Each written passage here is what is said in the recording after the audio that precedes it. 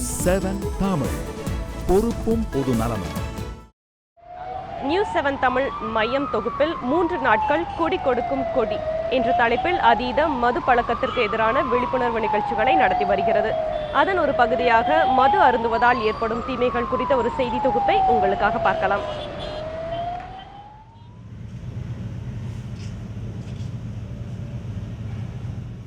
மது அருந்தும் பழக்கம் அதிகம் உள்ள ஒருவரின் வாழ்க்கை எப்படி இருக்கும் என்பதை சித்தரிக்கும் காட்சிகள் தான் இவை. அதிக அளவில் மது அருந்துவதால் உடலில் ஏற்பட்ட ரசாயன மாற்றம் காரணமாக அவரால் குடிக்காமல் இருக்க முடியாது.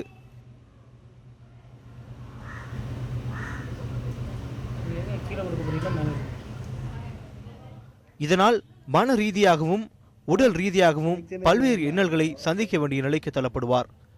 அவருக்கு மது கிடைக்காத போது தன்னிலை மறந்து விடுவார்.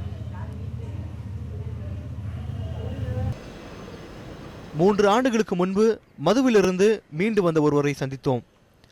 தன்னை அடையாளப்படுத்திக் கொள்ள விரும்பாத இவர் குடிப்பழக்கத்தினால் தான் அனுபவித்த இன்னல்களை பற்றி கூறுகிறார். ஒரு நார்மலாகவே இருக்க மாட்டேன், ஒரு கிட்டத்தட்ட ஒரு சைக்கோ மாதிரி ஆயிடுவேன். கையெல்லாம் நடுங்கும். கான்ஸ்டண்ட்டாக எதையும் ஒரு விஷயத்தை பற்றி என்னால் யோசிச்சுட்டு இருக்க முடியாது. என்னை சுற்றி எவ்வளோ பிரச்சனை இருந்தாலும் குடிக்கிறது ஒன்று மட்டும்தான் நோக்கமாக இருக்கும். அப்படியே ரொம்ப கஷ்டப்பட்டு வெளியே வந்திருக்கேன். மது அருந்துவதால் உடல் பாகங்களுக்கு ஏற்படக்கூடிய பாதிப்புகள் பற்றி அறிய நாங்கள் மறுவாழ்வு மருத்துவமனைக்கு சென்றோம். மது அருந்தும் ஒருவருக்கு மூளை தொடங்கி அனைத்து உறுப்புகளும் பாதிக்கப்படுவதாக கூறப்படுகிறது. ஒருவர் குடிக்கும் மது முதலில் உணவு குழாய் வழியாக வயிற்றுக்குள் செல்கிறது. இரத்தத்தில் கலந்தபின் இதயம் மது கலந்த இரத்தத்தை உடல் முழுக்க பாயச் செய்கிறது.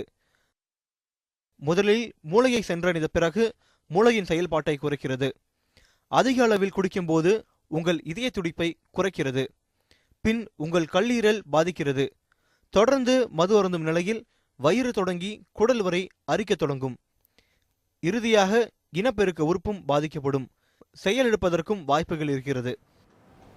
முன்னாடி ஃப்ரெண்ட்ஸ், ரிலேட்டிவ்ஸ் இவை இல்லாமல் குடிப்பதனால் ஏற்படும் உடல் ரீதியான மாற்றத்தை பற்றி கூறுகிறார் மருத்துவர் அறிவுடை நம்பி. அவங்க குழந்தைங்களுக்கு என்ன சொல்றாங்க, இயற்கையாகவே அந்த ஒரு ஆல்கஹால்ன்றத ட்ரக்ஸ்ன்றது அந்த உடம்பு எடுத்துக்காது. It will throw out. அதுக்கு தான் நம்ம சைட் டிஷ் வச்சுக்கிறோம், ஊறுகாய் வச்சுக்கிறாங்க, முடியமும் வந்து பார்த்துக்கிறாங்க. ஏன் முத குடிக்கிற அன்றைக்கி தான் உனக்கு அந்த உடம்புக்கு ஒத்துக்கல. 20 வருஷமாக குடிக்கிற உனக்கு உடம்புக்கு ஒத்துக்கணும் இல்லையா? இன்றைக்கும் அது உனக்கு ஒத்துக்க மாட்டேங்குது இல்லையா? ஸோ அதையும் மீறி நம்ம இதை எடுக்கிறோன்னா totally I will say it is chemical dependency. You can't live without the chemical அப்படின்ற மாதிரி ஒரு ஸ்டேஜுக்கு இது கொண்டு வந்துடுது. ஒரு மனிதனுக்கு எந்த ஒரு விஷயமாக இருந்தாலும் பழகுவதற்கு எடுத்துக்கொள்வது 21 நாட்களே. ஆனால் அந்த பழக்கத்திலிருந்து மீண்டு வருவது அவ்வளவு சுலபம் அல்ல. உறுதியான மனமும் உடலும் இருந்தால் மட்டுமே மதுவின் பிடியிலிருந்து மீண்டு வர முடியும் என்கின்றனர் மருத்துவர்கள்.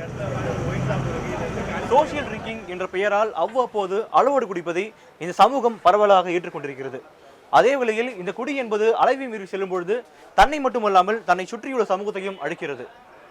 சஞ்சீவி, நியூஸ் 7 தமிழ், சென்னை.